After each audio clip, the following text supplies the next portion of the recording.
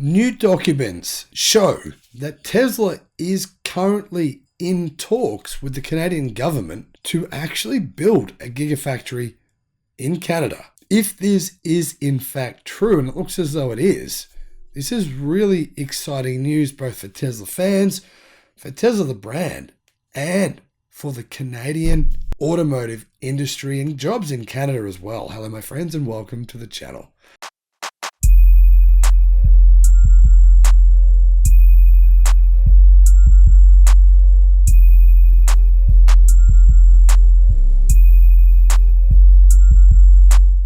I'm the Electric Viking, great to see you. Welcome to the new subscribers, welcome back everyone else. And thank you for subscribing to the channel. Thank you for supporting the channel on Patreon and as members of the channel. I'll put a link in the description below to our Patreon page and also to our members page as well. So Tesla there's been rumors about this factory in Canada for quite a while now. What are one of the advantages of Tesla having a gigafactory in Canada? Well, first of all, let's have a look at some of the disadvantages. Truthfully, there's not a lot of people in Canada. I mean, Canada's population right now is only 38 million. And if you think about it, that's not really that much in comparison to Germany's population of 83 million. And of course, right next to Germany are countries like Belgium, France, Netherlands, etc., etc. You see my point. There's hundreds of millions of people in Western Europe. Canada, yeah, sure, it's near North America, but then North America has its gigafactories of its own. But there is a little advantage here. Now, Canada is near a lot of North American cities, right? And it appears as though Tesla's gigafactory would be close to the eastern seaboard and near a lot of those eastern cities, which are a long way from Tesla's factory in Texas, right? And a long way from Tesla's factory in California.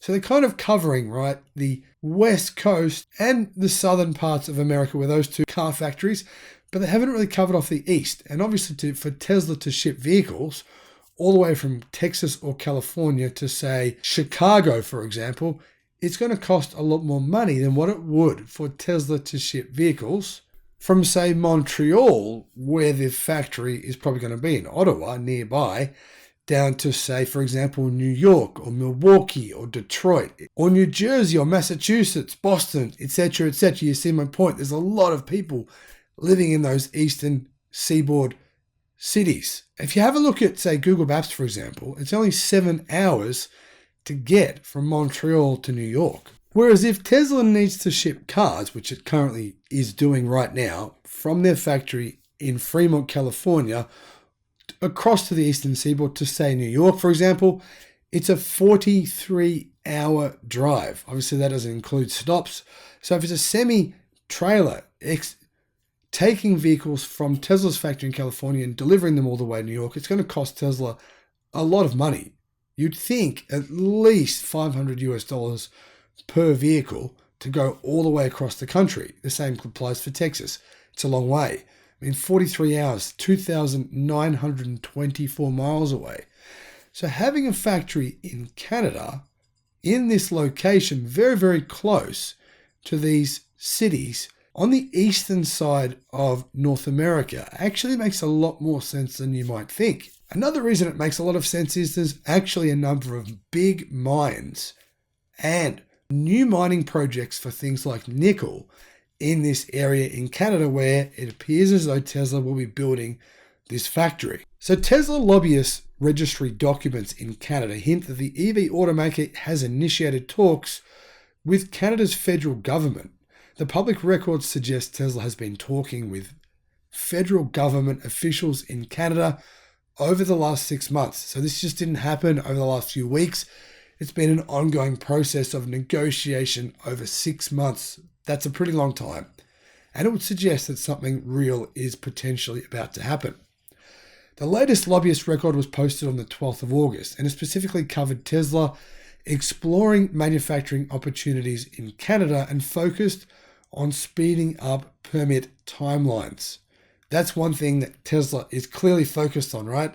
They don't want to have to go through what happened in Germany, what's still happening in Germany, which is all the permitting, all the nightmare of having to fight against lobbyists. Now, I don't think they're going to have all the same lobbyists in Canada, or specifically in Toronto and in Ottawa, that they've had in Germany. There's not all these car companies set up there. That could be a big advantage for Tesla. Speaking of lobbying, this was one of the quotes shown about Tesla and what's going on right now with the negotiations.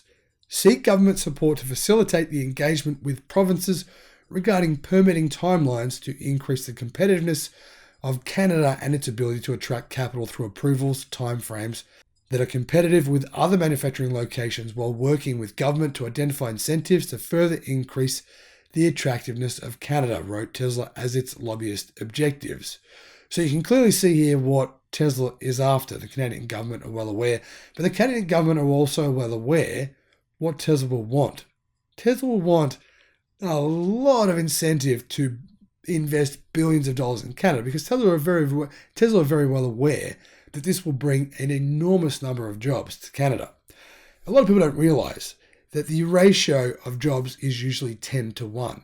For every one job in the automotive industry, an additional 10 are created outside of that exact job. So say, for example, Tesla employs 10,000 people to work at their new Gigafactory in Toronto or Ottawa. Then what would happen is, for every one person Tesla employs directly, there'll be an additional 10 jobs created for the Canadian populace, for the Canadian government, the Canadian people themselves. So that's a lot of jobs. That's 100,000 jobs. That's a huge investment, a huge boost to Canada's GDP. And when you consider the fact that not only that, they'll also be mining minerals, probably building batteries in the state, building battery factories. They'll also be supporting a lot of ancillary industries. Now, a spokesperson for Canada's Innovation, Science and Economic Development Minister, Francois-Philippe Champagne, told Teslarati, and Teslarati said the country is working hard to ensure the auto industry's future. So they confirmed that, yes, this is going on right now. Federal government officials have kept mum, though, about Tesla and Canada's potential future together, says Teslarati. Champagne did confirm that the two parties are talking. In an interview that he gave recently, he said, "We're engaging with Tesla." And Teslarati says that Canada aims to be a major electric vehicle supplier. The 2022 Inflation Reduction Act will take effect by the end of the year. Automakers who wish to make a play or stay in the US EV industry will need to secure their supply chains across North America and its trading partners. At least 40% of EV battery materials must follow the law's sourcing requirements by 2024 to qualify for EV credits. Canada is taking advantage of the Inflation Reduction Act and its battery requirements to become a major electric vehicle supplier in North America. ISED is working hard to attract all automakers and related auto companies worldwide. Canada recently signed separate agreements with Volkswagen and Mercedes-Benz for EV battery materials. And Canada plans on this going forward. They've obviously already got a deal going now with General Motors as well to build electric cars in Canada.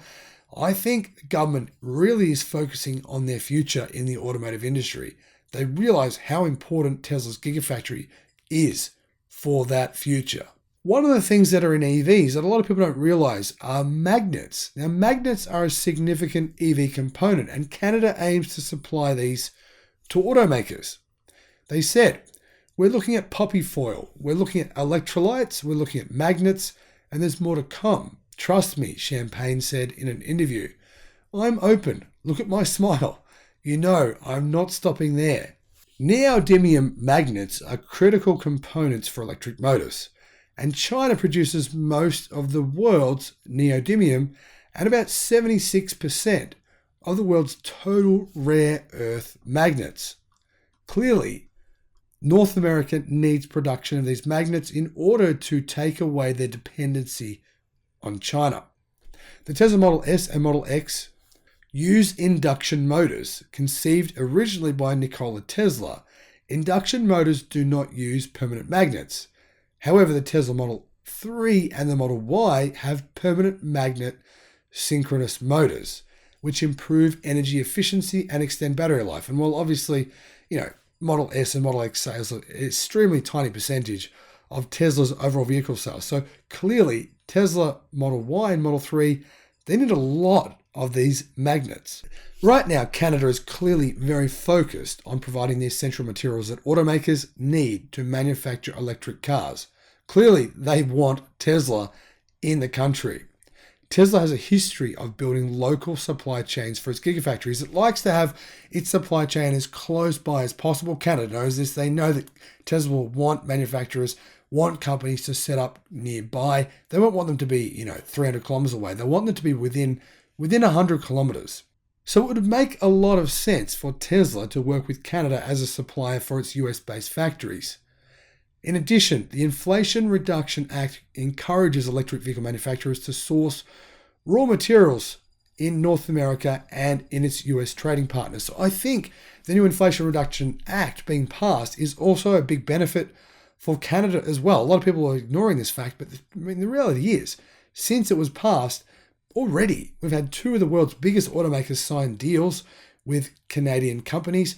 Obviously, a range of other deals are probably imminent and about to be signed, and potentially Canada's biggest ever deal for its automotive industry and for its future economic growth is this one with Tesla. I personally think there's about a 95% likelihood Tesla's next gigafactory will be in Canada.